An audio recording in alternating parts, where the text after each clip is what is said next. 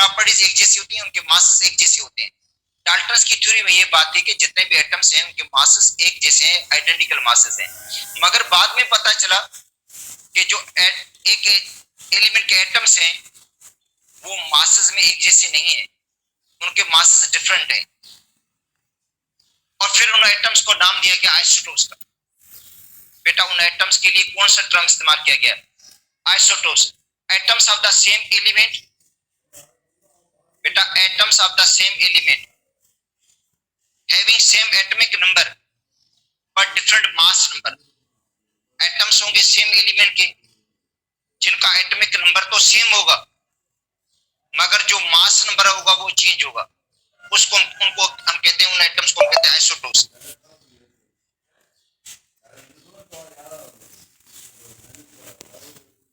Atoms of same element,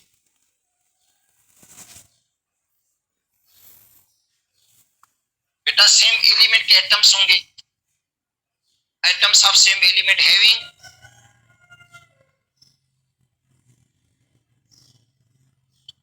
same atomic number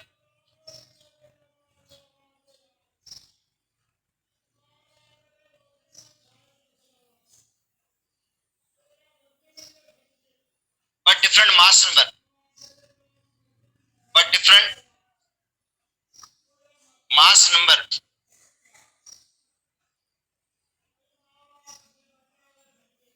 atomic number तो same होगा जबकि जो मास नंबर होगा वो डिफरेंट होगा। या दूसरे अल्फाज में हम कह सकते हैं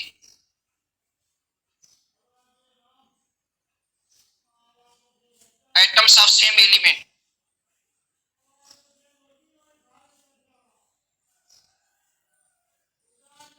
atoms of same element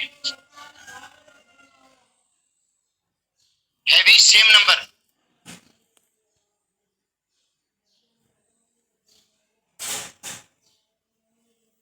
of protons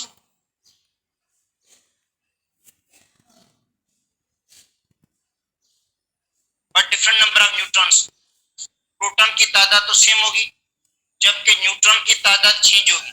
तो atoms of same element having same number of protons but different number of neutrons, different number of neutrons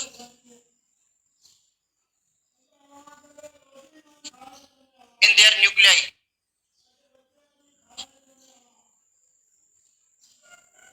उनके न्यूक्लियाई के अंदर जो प्रोटॉन्स होंगे वो सेम होंगे मगर न्यूट्रॉन चेंज होंगे। अब देखो कार्बन के 3 आइसोटोप्स हैं,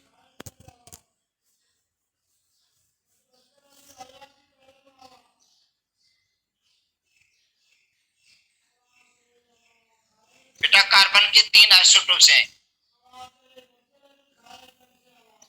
613, 612, 613 और 614। एटॉमिक नंबर देखो सेम है इनका, बेटा एटॉमिक नंबर सेम है जबकि मास नंबर चेंज है। इसको हम कहते हैं रेडियोएक्टिव आइसोटोप।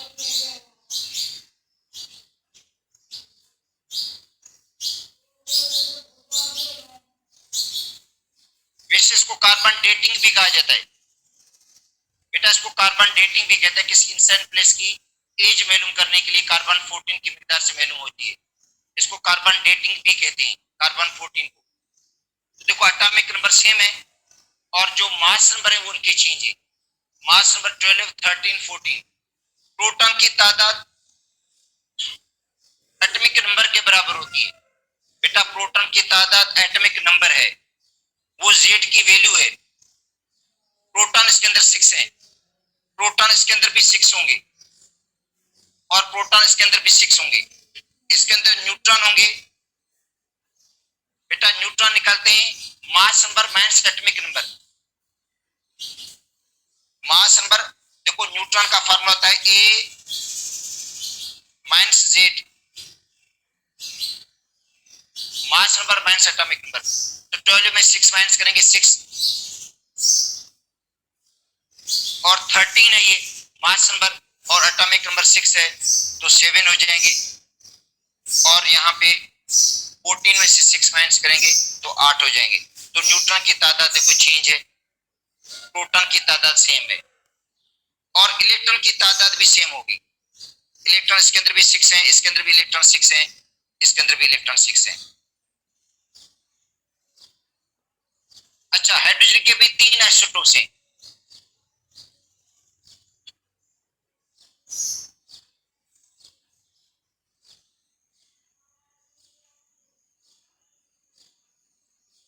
बेटा हाइड्रोजन के भी 3 आइसोटोप्स हैं। एक है 1H1 प्रोटियम, 1H2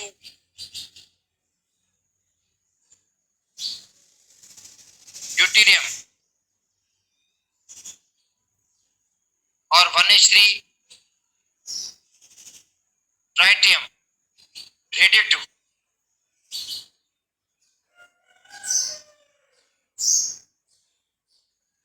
बेटा ये रेडिएटिव आइसोटोप है, ट्राइटियम 1H3।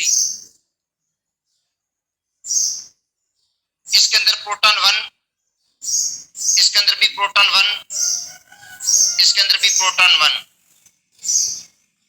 अच्छा, इसके अंदर न्यूट्रॉन निकलेगा 0, mass number minus atomic number. इसके अंदर न्यूट्रॉन की तादाद 1 है, mass number minus atomic number के हिसाब से, और इसके अंदर न्यूट्रॉन की तादाद 2 होती है। Electron 1, electron 1, electron 1। ठीक है, तो isotopes have same chemical properties.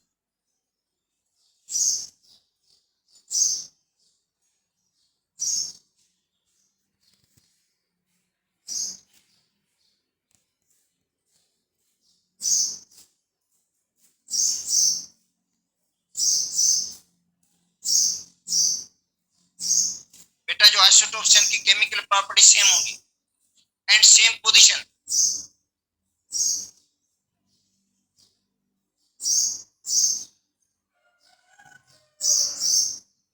In periodic table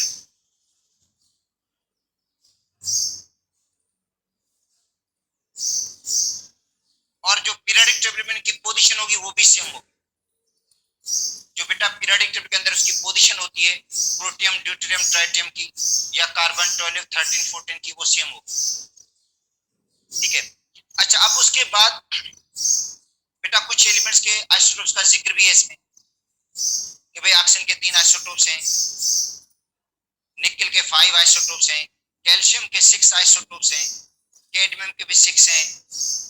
ठीक है, और उसके बाद जो है टिन के जो है 11 आइसोटोप्स हैं।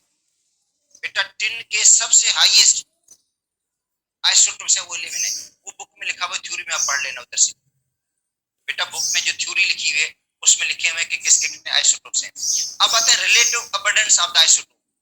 अब इनका परसेंटेज क्या क्या होगा? बेटा इनका परसेंटेज देखो 99.98 तक है। इसका जो परसेंटेज है 0.0156 है। इसका परसेंटेज होता है 4 × 10⁻⁻15। तो बेटा ये पता चलता है relative abundance of the isotope कि किसका परसेंटेज कितना होगा। कार्बन 12 का परसेंटेज सबसे ज्यादा होता है और ये पता चलता है मास स्पेक्ट्रोमीटर से। जो बेटा रिलेटिव अबंडेंस ऑफ आइसोटोप, जो रिलेटिव अबंडेंस होती है आइसोटोप्स की, का मतलब है किसका कितना परसेंटेज है, ये मास स्पेक्ट्रोमीटर से पता चलता है। देखो relative abundance of the isotope या आइसोटोप के जो मासेस हैं उनको अलग करना, उनको सेपरेट करना, ये भी मास स्पेक्ट्रोमीटर सेपरेट करता है। बेटा इनके आइसोटोप्स को जो सेपरेट करता है, अलग करता है, वो भी मास स्पेक्ट्रोमीटर है। तो मास स्पेक्ट्रोमीटर वो इंस्ट्रूमेंट है। देखो मास स्पेक्ट्रोमीटर वो इंस्ट्रूमेंट है जिसके जरिए आप रिलेटिव एटॉमिक मास आइसोटोप्स के निकाल सकते हैं। बेटा देखो मास स्पेक्ट्रोमीटर वो इंस्ट्रूमेंट है जिसके जरिए आप रिलेटिव एटॉमिक मास निकाल सकते हैं डिफरेंट आइसोटोप्स के। अब उसके अंदर क्या होता है कि एलिमेंट को पहले वेपराइज किया जाता है, देखो पहले उसको वोलेटाइज करेंगे, पहले उसको हीट देंगे, वेपराइज में तब्दील करेंगे, वेपर्स में तब्दील करेंगे। अच्छा, वेपर्स में तब्दील करने के बाद हाई इलेक्ट्रॉन के जो बीम्स होते हैं बेटा, हाई इलेक्ट्रॉन्स के बीम, हाई एनर्जी के जो इलेक्ट्रॉन्स हैं, उनके जरिए उसी वेपर्स को आयनाइज किया जाता है, उस गैस को आयनाइज किया जाता है। इसका मतलब पहले एलिमेंट को गैस में तब्दील किया जाएगा। अगर किसी भी एलिमेंट के आइसोटोप्स आपको मालूम करने, तो सबसे पहले इसको वेपर्स में तब्दील कर दो, वेपराइज कर दो, वेपराइज करने के बाद हाई इलेक्ट्रॉन की जो बीम्स हैं, उनके जरिए इसको आप आयनाइज कर दो, आयंस बन जाएंगे, केटाइन बन जाएंगे, पॉजिटिव आयंस बनेंगे, ठीक है।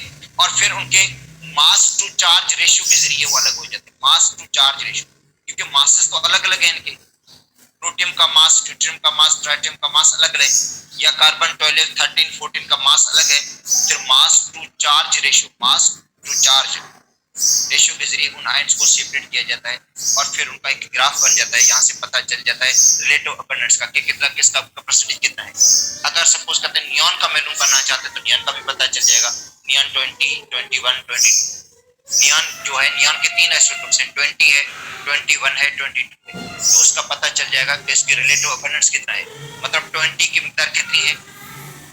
जो नियॉन के 20 आइसोटोप्स हैं उनका परसेंटेज कितना है नियॉन के अंदर, 21 का कितना परसेंटेज है, 22 का कितना परसेंटेज है, ये पता चलता है मास स्पेक्ट्रोमीटर से। तो मास स्पेक्ट्रोमीटर को डिटेल में पढ़ने की कोई जरूरत नहीं है, मगर ये तो पता होना चाहिए कि जो रिलेटिव अबंडेंस आइसोटोप्स की, या जो आइसोटोप्स के मासेस हैं, उनको आइसोटोप्स को अलग करना जो है वो मास स्पेक्ट्रोमीटर के जरिए होता है।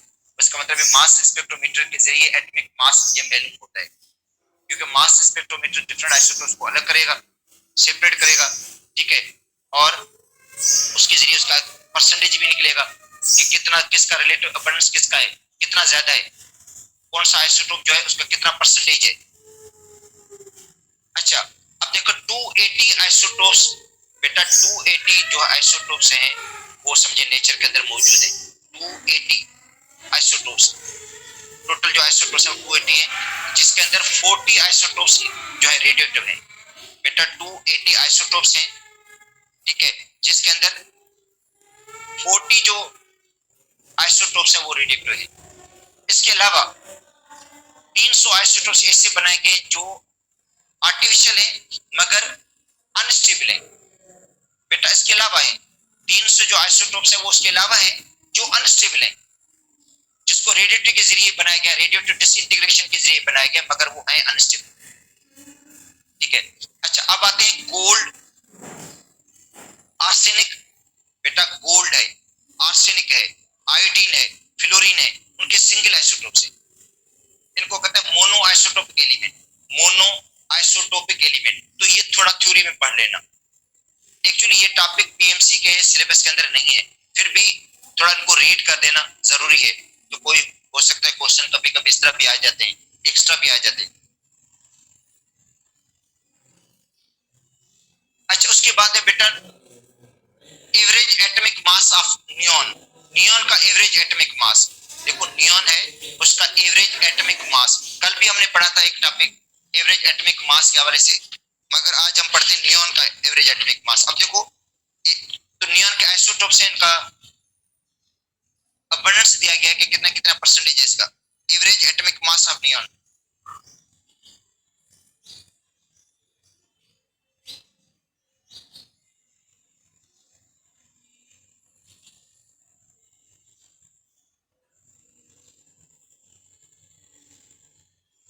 नियॉन के 3 आइसोटोप्स हैं,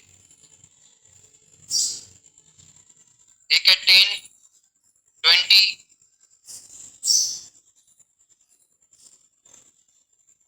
21,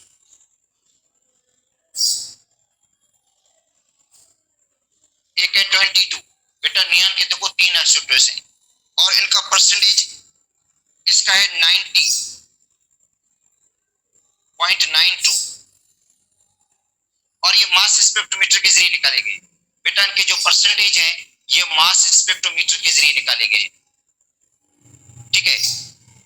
और उसके बाद नियॉन का है 0.26 21 का, और 22 का है 8.82।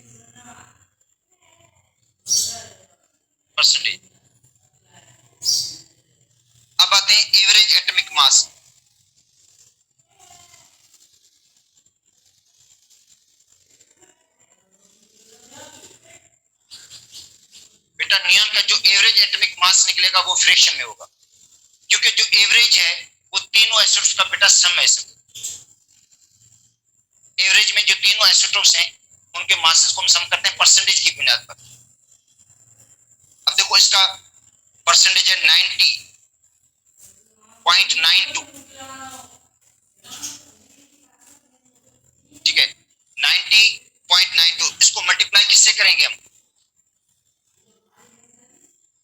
इसको मल्टीप्लाई करेंगे उसके एटॉमिक मास से। एटॉमिक मास इसका 20,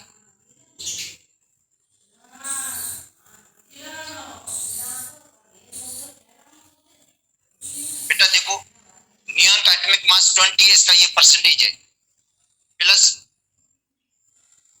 नियॉन 21 का जो परसेंटेज है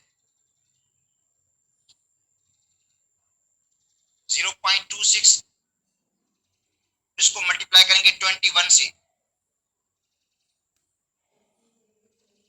प्लस नियॉन 22 का जो परसेंटेज है वो 8.82 है, इसको मल्टीप्लाई करेंगे 22 से और डिवाइड करेंगे 100 से, क्योंकि टोटल जो आइसोटोप्स का होंगे उनका जो परसेंटेज होगा वो बेटा 100 है।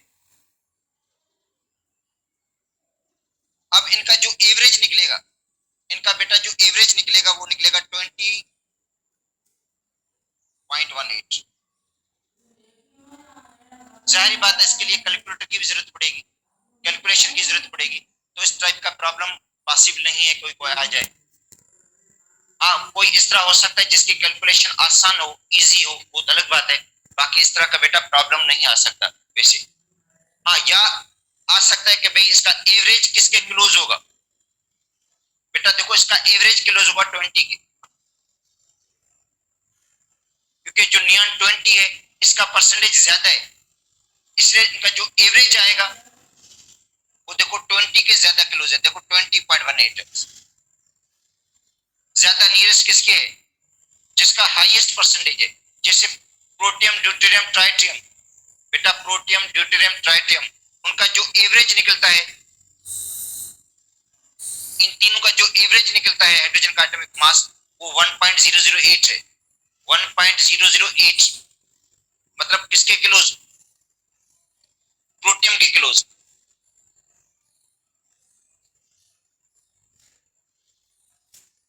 ठीक है, अच्छा अब आते हैं जो बेटा पीएमसी के टॉपिक्स हैं। अच्छा पीएमसी के टॉपिक में अब आते हैं कंपाउंड की एनालिसिस। देखो कंपाउंड की जब एनालिसिस करते हैं, कोई भी कंपाउंड आपको दिया गया है उसकी आप एनालिसिस करते हो, तो एनालिसिस बेटा दो तरीके से होती है। एक होती है क्वालिटेटिव एनालिसिस, दूसरी होती है क्वांटिटेटिव एनालिसिस। एक देखो क्वालिटेटिव है और दूसरा क्वांटिटेटिव। क्वालिटेटिव में आपको काइंड का पता चलेगा कि कंपाउंड में कौन से काइंड के एटम मौजूद हैं, कौन से टाइप के एटम मौजूद हैं।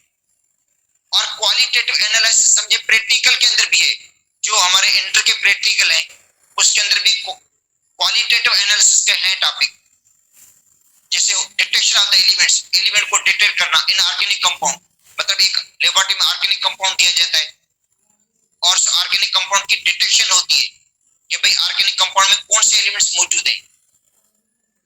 कार्बन, हाइड्रोजन तो एसेंशियल हैं, उसके अलावा नाइट्रोजन, सल्फर, क्लोरीन की प्रेजेंस का पता चल जाता है। तो बेटा वो क्वालिटेटिव एनालिसिस है। क्वालिटेटिव में आपको पता चलेगा कौन से काइंड के एटम मौजूद है उसके अंदर, ठीक है।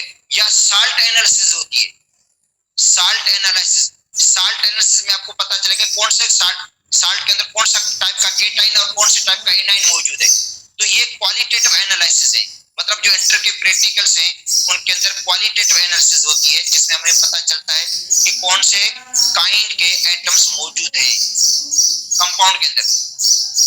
तो पहले ये होगा कि जो आपको कंपाउंड दिया जाएगा, जिसका आपको एम्पिरिकल या मॉलिक्यूलर फार्मूला मालूम करना है, तो सबसे पहले इसके आप करेंगे क्वालिटेटिव एनालिसिस, ठीक है, जिसमें आपको पता चलेगा कि कौन से काइंड के एटम मौजूद हैं।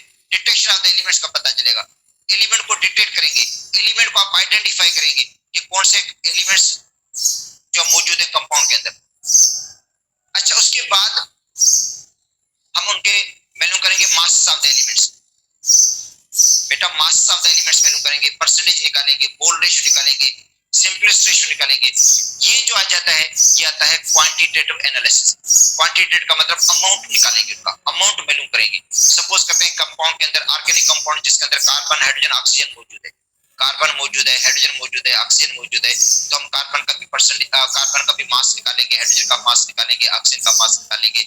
तो ये समझे क्वांटिटेटिव एनालिसिस में आ जाता है, या उनका परसेंटेज निकालेंगे, ये क्वांटिटेटिव एनालिसिस में आ जाता है। तो इसका मतलब है कंपाउंड की जो एनालिसिस करते हैं उनके अंदर क्वालिटेटिव एनालिसिस भी होती है बेटा, क्वालिटेटिव एनालिसिस भी होती है और क्वांटिटेटिव एनालिसिस, जिसके जरिए हम क्या करेंगे, उस कंपाउंड का एम्पिरिकल फार्मूला निकालेंगे और एम्पिरिकल फार्मूला मालूम करने के बाद उसका मॉलिक्यूलर फार्मूला हम कैलकुलेट करेंगे। तो अब उसके बाद जो टॉपिक है हमारा वो है empirical formula.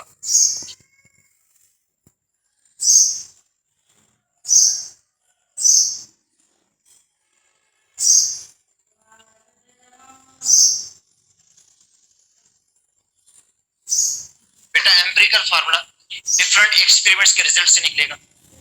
Empirical formula different experiments के रिजल्ट से निकलेगा, जिनके अंदर क्वालिटेटिव एनालिसिस भी इन्वॉल्व होगी और क्वांटिटेटिव एनालिसिस भी इस्तेमाल होती है। अच्छा, अब आते हैं एम्पिरिकल फार्मूला किसको जाहिर करता है, किसको शो करता है।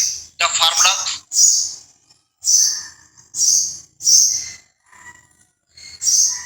Which shows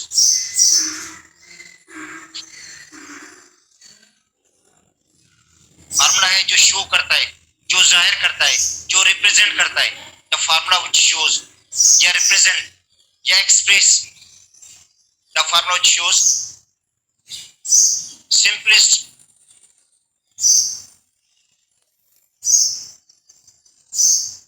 whole number ratio।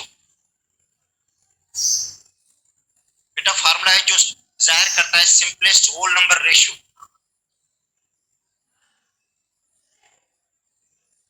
Of combining atoms, combining atoms in a compound.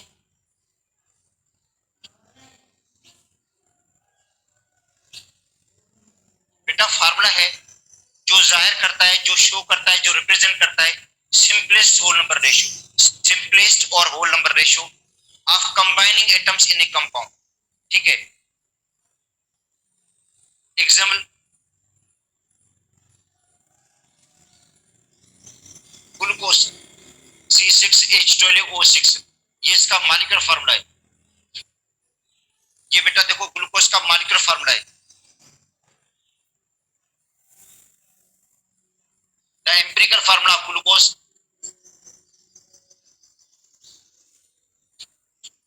Is CH2O। बेटा ग्लूकोज का जो एम्पिरिकल फार्मूला होगा वो CH2 होगा, क्योंकि रेशियो को जाहिर करता है। बेटा जो ग्लूकोज का एम्पिरिकल फार्मूला है वो CH2O है। इसमें देखो स्मॉलेस्ट जो डिजिट है वो 6 है। अगर 6 को हम सबस को डिवाइड कर देंगे, इसको भी 6 से डिवाइड करेंगे ये 1 हो जाएगा, इसको 6 से डिवाइड करेंगे ये 2 हो जाएगा, इसको 6 से डिवाइड करेंगे ये 1 हो जाएगा, तो हो जाएगा 1:2:1। अच्छा, acetic acid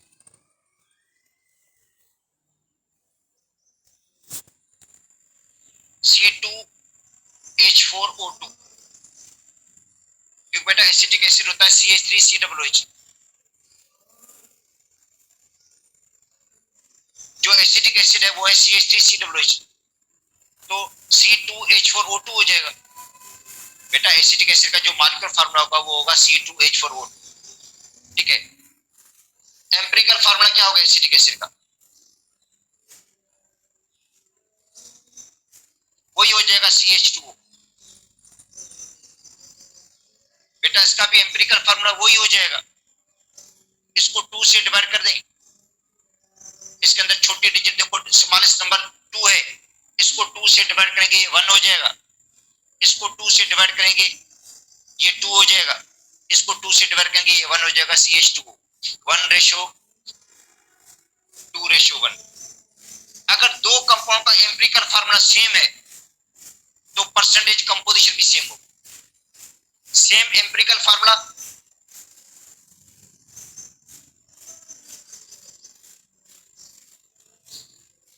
same percentage composition, same percentage composition. बेटा परसेंटेज कंपोजिशन सेम होगा।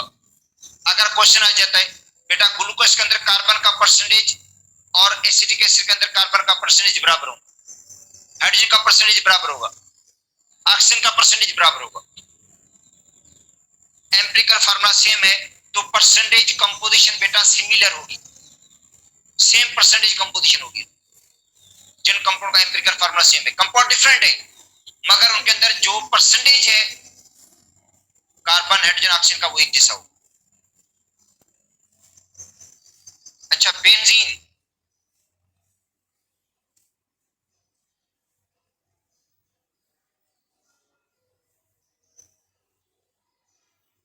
C6H6,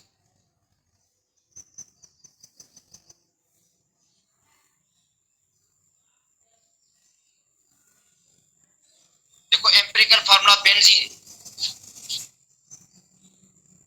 CH, बेटा बेंजीन का जो एम्पिरिकल फार्मूला वो CH है, इसको 6 से डिवाइड करते हैं, इसको 6 से डिवाइड करते हैं, CH हो जाएगा। इथाइन C2H2 है,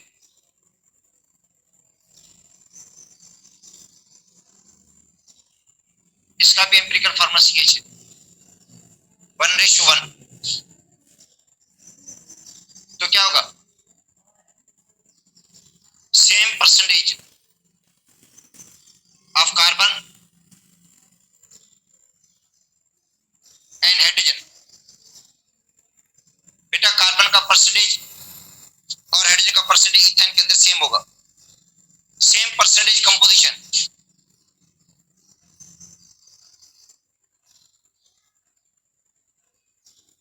जो परसेंटेज कंपोजिशन होगा वो सिमिलर होगा, बेटा सेम परसेंटेज कंपोजिशन होगा क्योंकि एम्पिरिकल फार्मूला सेम है इन कंपाउंड्स का।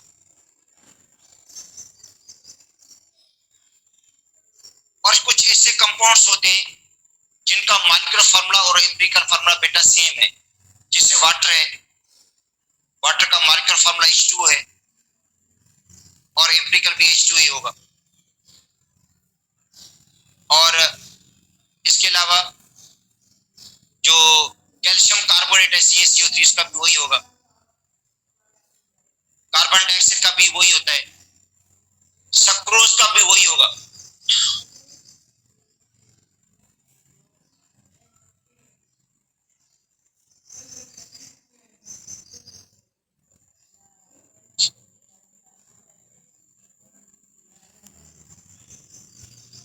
बेटा कुछ कंपाउंड्स हैं जिनका मॉलिक्यूलर फार्मूला और एम्पिरिकल फार्मूला सेम है, जैसे वाटर H2 है, इसका मॉलिक्यूलर फार्मूला भी वही है, एम्पिरिकल भी वही है। कार्बन डाइऑक्साइड है,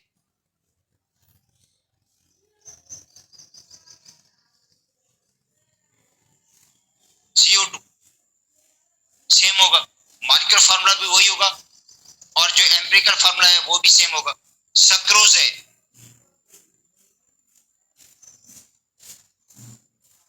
C12H22O11, इसको आप सिंप्लीफाई नहीं कर सकते मजीद।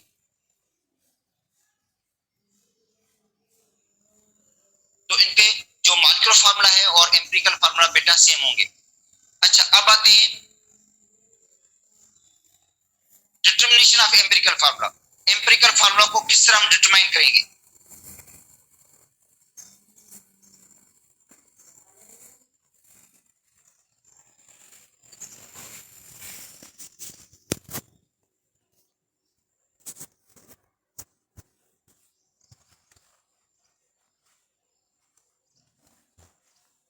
तो empirical formula is determined,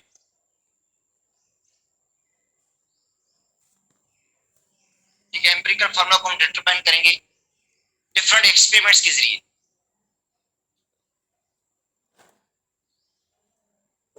by the result of different experiment.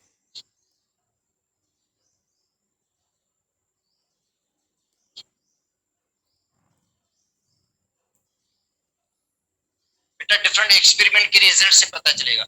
और इसके अंदर क्वालिटेटिव एनालिसिस भी होगी और क्वांटिटेटिव भी होगी।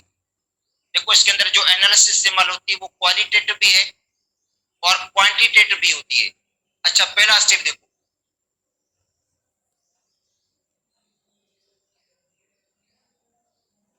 वो है डिटेक्शन ऑफ एलिमेंट्स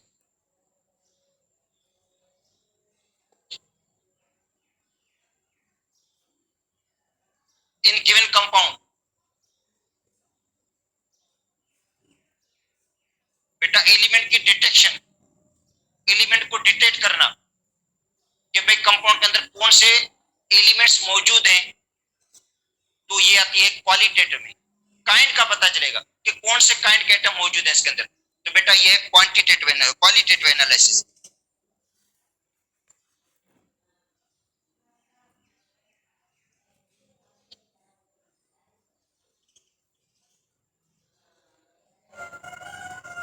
देखो क्वालिटेटिव एनालिसिस है ये,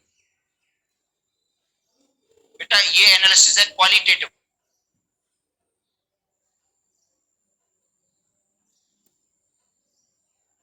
उसके बाद है find out mass of the elements. बेटा एलिमेंट के मास मालूम करना, जिन एलिमेंट का पता चला उनका अपने अमाउंट निकालना है, मास निकालना है, तो ये आता है क्वांटिटेटिव एनालिसिस में।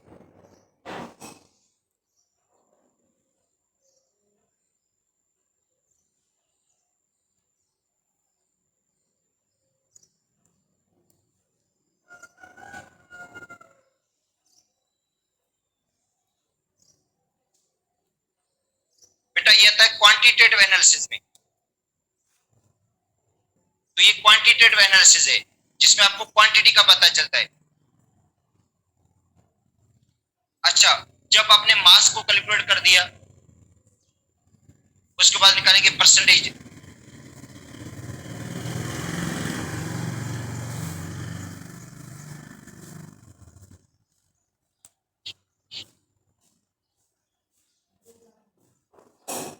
Percentage of the elements, element का बेटा परसेंटेज निकालेंगे।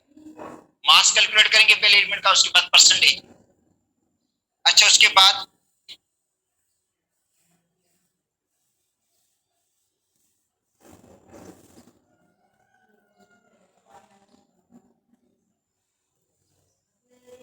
Find out mole ratio. बेटा मोल रेशियो निकालेंगे, और मोल रेशियो के लिए फार्मूला होता है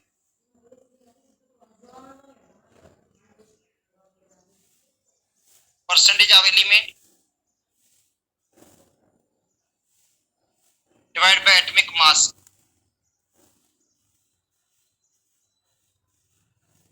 बेटा जो एलिमेंट का परसेंटेज दिया गया है, जो एलिमेंट का परसेंटेज गिवन है परसेंट, उसको डिवाइड करेंगे एटॉमिक मास से। एलिमेंट के परसेंटेज को डिवाइड करेंगे एटॉमिक मास से, मोल रेशियो मिलेगा। और उसके बाद है फाइंड आउट सिंपलेस्ट रेशियो। क्या मालूम करेंगे हम? सिंपलेस्ट रेशियो जो एम्पिरिकल फार्मूला होता है, तो सिंपलेस्ट रेशियो होता है मोल रेशियो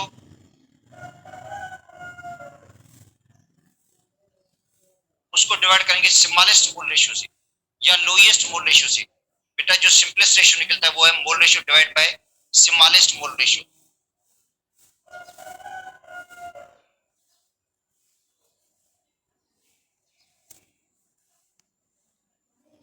तो इस तरीके से हमें एम्पिरिकल फार्मूला कैलकुलेट करना होगा। बेटा ये सारे स्टेप्स आ जाते हैं एम्पिरिकल फार्मूला को कैलकुलेट करने के लिए।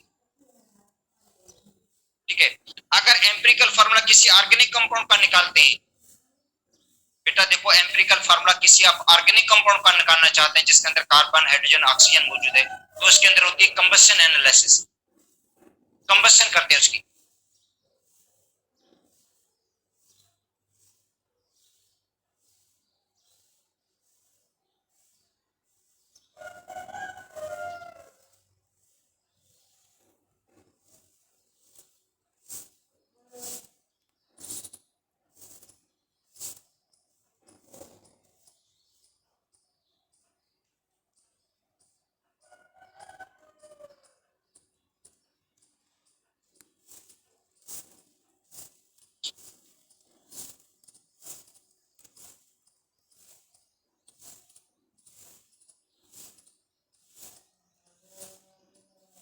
कंबशन एनालिसिस से बेटा एम्पिरिकल फार्मूला निकालेंगे ऑर्गेनिक कंपाउंड का। सपोज करते हैं ग्लूकोज है या और कोई ऑर्गेनिक कंपाउंड है जिसके अंदर कार्बन हाइड्रोजन ऑक्सीजन मौजूद है, उसकी हम कंबशन करेंगे। और ऑर्गेनिक कंपाउंड की जब हम कंबशन करते हैं तो दो चीजें मिलती है हमें। एक मिलता है कार्बन डाइऑक्साइड, क्योंकि ऑर्गेनिक कंपाउंड में जो कार्बन है वो जलेगा और बनाएगा कार्बन डाइऑक्साइड, और जो हाइड्रोजन उसके अंदर मौजूद है वो ऑक्सीजन के साथ रिएक्ट करेगी और बनाएगी वाटर। तो और कंबशन जो एनालिसिस होती है कंबशन ट्यूब के अंदर। बेटा जो कंबशन एनालिसिस होगी ऑर्गेनिक कंपाउंड की, जिसके जरिए हम ऑर्गेनिक कंपाउंड का एम्पिरिकल फार्मूला कैलकुलेट करेंगे, ठीक है, तो वो कंबशन ट्यूब के अंदर होगी। एक कंबशन ट्यूब होता है जिसके अंदर ऑर्गेनिक कंपाउंड की कंबशन होगी, और ऑर्गेनिक कंपाउंड की कंबशन में उसी ऑर्गेनिक कंपाउंड को जलाएंगे हम ऑक्सीजन के साथ। ऑर्गेनिक कंपाउंड की कंबशन होगी, ऑर्गेनिक कंपाउंड जलेगा ऑक्सीजन के साथ। जब भी ऑर्गेनिक कंपाउंड की कंबशन होती है तो दो प्रोडक्ट्स बनते हैं, एक कार्बन डाइऑक्साइड, कार्बन जलकर कार्बन डाइऑक्साइड में तब्दील हो जाएगा, और जो हाइड्रोजन है वो ऑक्सीजन के साथ मिलकर वाटर बना लेगा। और कंबशन ट्यूब के अंदर बेटा कंबशन ट्यूब के अंदर दो और केमिकल इस्तेमाल होते हैं। देखो कंबशन ट्यूब के अंदर दो और कंपाउंड इस्तेमाल होते हैं। एक होता है मैग्नीशियम परक्लोरेट, मैग्नीशियम परक्लोरेट इस्तेमाल होता है बेटा MgClO4 जो वाटर को एब्जॉर्ब करता है। मैग्नीशियम परक्लोरेट वाटर को एब्जॉर्ब करेगा, क्योंकि ऑर्गेनिक कंपाउंड की कंबशन में जितना भी वाटर प्रोड्यूस हुआ है, ऑर्गेनिक कंपाउंड की कंबशन में जितना भी वाटर प्रोड्यूस हुआ है उस वाटर को एब्जॉर्ब करेगा MgClO4। मैग्नीशियम परक्लोरेट वो वाटर को एब्जॉर्ब करता है, और 50% पोटेशियम हाइड्रोक्साइड होता है, 50% पोटेशियम हाइड्रोक्साइड का सॉल्यूशन है जो एब्जॉर्ब करेगा कार्बन डाइऑक्साइड, वो कार्बन डाइऑक्साइड को एब्जॉर्ब कर लेगा और दोनों का वेट बढ़ जाएगा बेटा, दोनों का वजन बढ़ेगा। मैग्नीशियम परक्लोरेट का भी वजन बढ़ेगा, और मैग्नीशियम क्लोराइड के वजन में जितना इजाफा हो वो समझ जाए वाटर का वजन है, वो वाटर का वेट है, क्योंकि MgClO4 ने वाटर को एब्जॉर्ब करना है बेटा। MgClO4 वाटर को एब्जॉर्ब करेगा, ठीक है, और जो पोटेशियम हाइड्रोक्साइड का 50% सॉल्यूशन है वो कार्बन डाइऑक्साइड को एब्जॉर्ब करेगा, और दोनों का वेट बढ़ेगा, दोनों का वजन बढ़ जाएगा। और जितने इसके वजन में इजाफा हो, ठीक है, MgClO4 के वजन में वेट में जितना इजाफा हो समझे वाटर का वेट है, और पोटेशियम हाइड्रोक्साइड के वेट में जितना इजाफा हो वो समझे कार्बन डाइऑक्साइड का वेट है।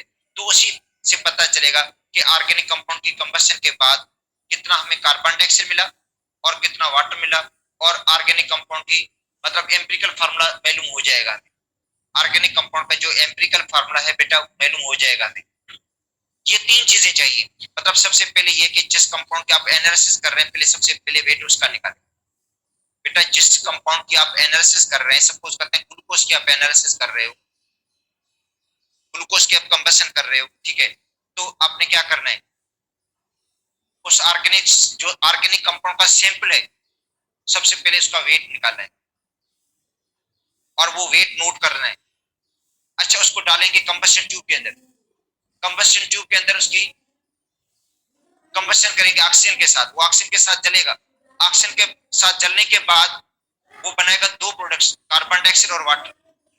उसी कंबशन ट्यूब के अंदर, उसी कंबशन ट्यूब के अंदर जो MgClO4 है मौजूद, वो क्या करता है, MgClO4 ये वाटर एब्जॉर्ब करेगा वाटर को, और पोटेशियम हाइड्रोक्साइड जो है वो एब्जॉर्ब करता है किसको, कार्बन डाइऑक्साइड।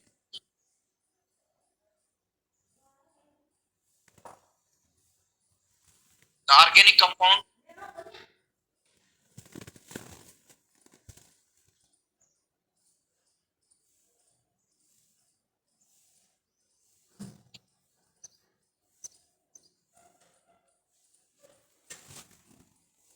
CH&O बेटा ऑर्गेनिक कंपाउंड जिसके अंदर कार्बन भी है, हाइड्रोजन भी है, ऑक्सीजन भी है। On complete combustion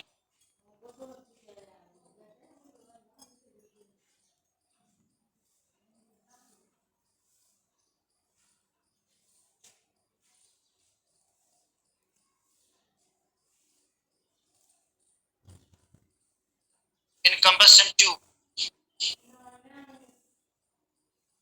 produce CO2 and H2, क्या प्रोड्यूस करेगा? एक बनाएगा CO2 और दूसरा बनाएगा H2।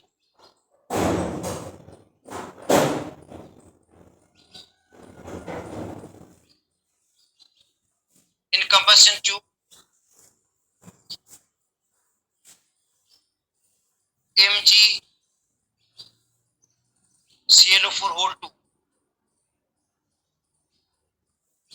is used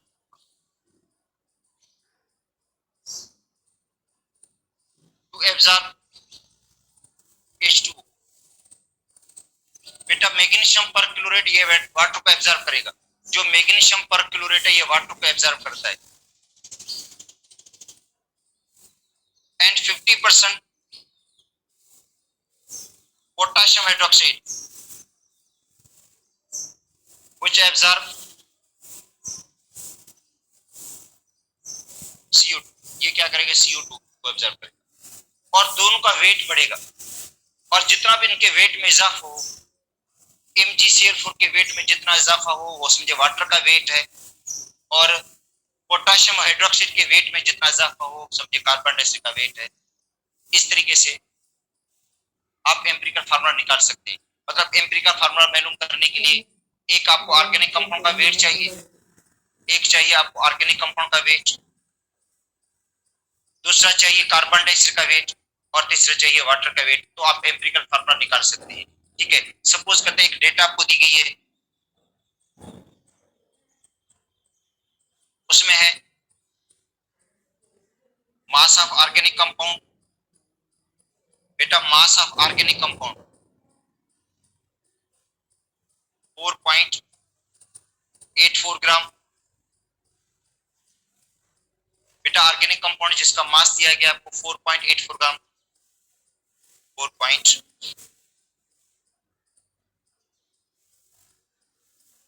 इसमें डेटा लिख देता हूं मैं।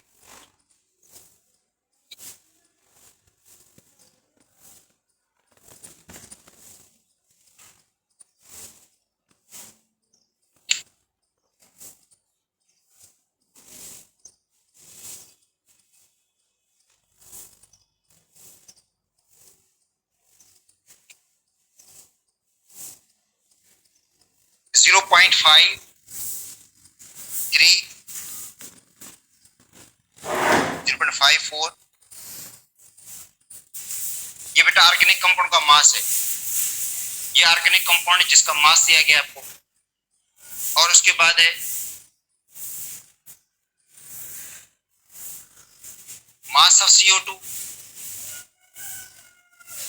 0.6369 ग्राम।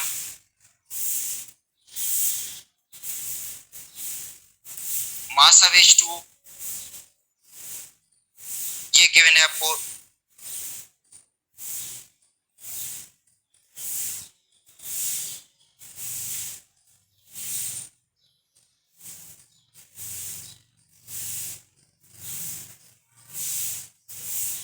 CO2 के जो मास है 1.039 ग्राम गिवन है, और मास ऑफ वाटर का गिवन है 0.6369 ग्राम।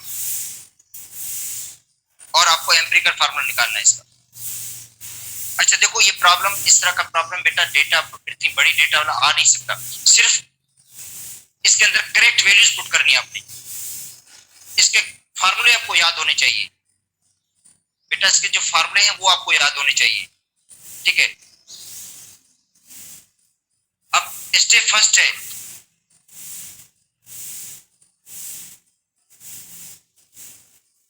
फाइंड आउट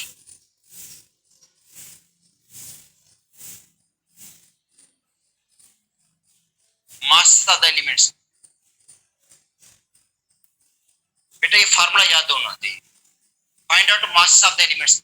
जो एलिमेंट के मासेस हैं उनका फार्मूला कौन सा है? देखो मास of carbon is determined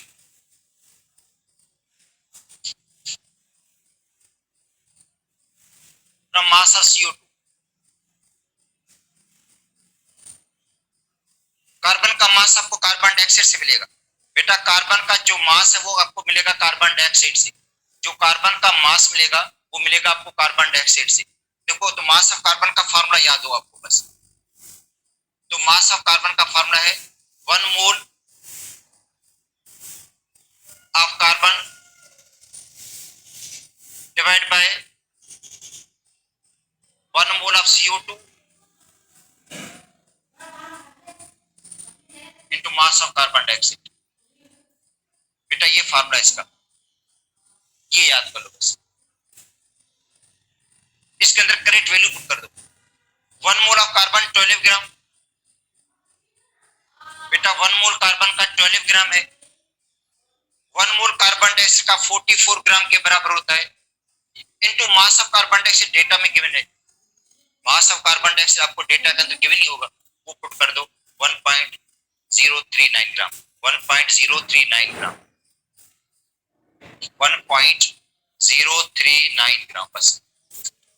ठीक है, आंसर निकालने की कोई जरूरत नहीं है क्योंकि इसके लिए कैलकुलेटर चाहिए और टाइम लगेगा। ठीक है, तो कम से कम करेक्ट वैल्यूज अगर पुट करनी हो, वहां पे एक करेक्ट फार्मूला दिया गया उसके अंदर करेक्ट वैल्यूज पुट करनी होंगी आप लोग। बस ये वैल्यूज पुट करनी है, जवाब इसका निकालने की जरूरत नहीं है। अच्छा, उसके बाद है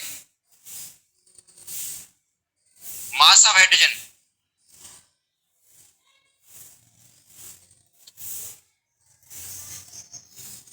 is calculated from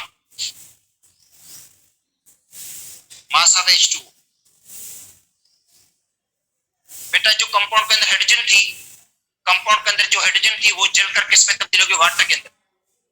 जो कंपाउंड के अंदर हाइड्रोजन थी वो वाटर में तब्दील हो गई है। तो मास ऑफ हाइड्रोजन वाटर से कैलकुलेट करेंगे। तो मास ऑफ हाइड्रोजन कैलकुलेट करने का देखो फार्मूला, वो है 2 mole of hydrogen. 2 mole of hydrogen क्यों? क्योंकि वाटर में देखो हाइड्रोजन के 2 मोल हैं, हाइड्रोजन एटम के 2 मोल हैं। बेटा 2 mole of hydrogen atom, 2 mole of hydrogen atom, क्योंकि वाटर में हाइड्रोजन एटम के 2 मोल हैं, divide by 1 mole of water into mass of water जो होगा आपको गिवन होगा। अब इसके अंदर करेक्ट वैल्यू पुट कर दो। 2 मोल ऑफ हाइड्रोजन 2 ग्राम के बराबर है। बेटा 2 मोल हाइड्रोजन 2 ग्राम के बराबर होंगे।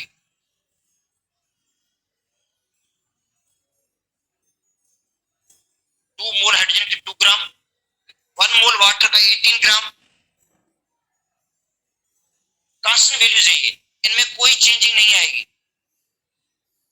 फार्मूला यही है बेटा मास ऑफ हाइड्रोजन कैलकुलेट करने का। मास ऑफ हाइड्रोजन आपको कैलकुलेट करना तो फार्मूला तो उसका यही है, 2 मोल ऑफ हाइड्रोजन एटम जो 2 ग्राम के बराबर है, 1 मोल ऑफ वाटर जो 18 ग्राम के बराबर है, इनटू मास ऑफ वाटर आपको गिवन है इसके अंदर देखो डेटा के अंदर 0.6369 0.6396 है शायद का। और इसका भी आंसर आपने नहीं कैलकुलेट करना है, ये करेक्ट वैल्यूज पुट करनी है इसको। ये आपको फार्मूला याद करने, इसका फार्मूला याद कर लो। अगर कोई भी प्रॉब्लम आएगा तो आप इस फार्मूले के अंदर पुट करके वैल्यू आप निकाल सकते हो। और मास ऑफ हाइड्रोजन का कोई अगर प्रॉब्लम आ जाता है कंपाउंड में कितने हाइड्रोजन का मास है, तो बेटा 2 मोल ऑफ हाइड्रोजन एटम, क्योंकि वाटर में हाइड्रोजन एटम के 2 मोल है, divide 1 mole of water into mass of water. तो ये find out mass of the elements हो गया, find out mass of the elements. Second step,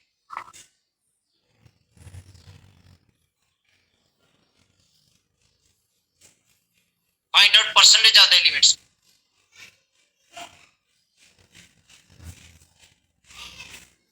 बेटा परसेंटेज का फार्मूला इंपॉर्टेंट वाला है, ये ज्यादा अहम है। Find out percentage of the elements, element का परसेंटेज कैलकुलेट करना।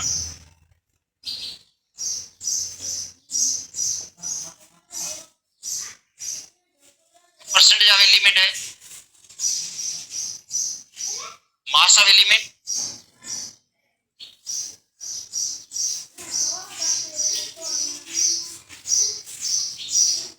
Divide mass of compound into 100। देखो बेटा परसेंटेज ऑफ द एलिमेंट क्या होगा, mass of the element divide mass of compound into 100। ये परसेंटेज का फॉर्मूला है, ठीक है। तो ये जो इससे इनिशियल प्रॉब्लम दिया गया था बेटा, ये जो प्रॉब्लम था इसके जरिए हम क्या करेंगे, मास निकालेंगे, ठीक है। और जहां पे जो मास मिलेगा उसी को इस फार्मूले के अंदर इस्तेमाल करें बेटा। उसी मास को आगे वाला ये जो फार्मूला है इसके अंदर इस्तेमाल करेंगे, इसके अंदर, ठीक है। तो आज टाइम कंप्लीट हो गया, कल इसके जो सिर्फ फार्मूले याद करने हैं आपने बस। का प्रॉब्लम आ सकता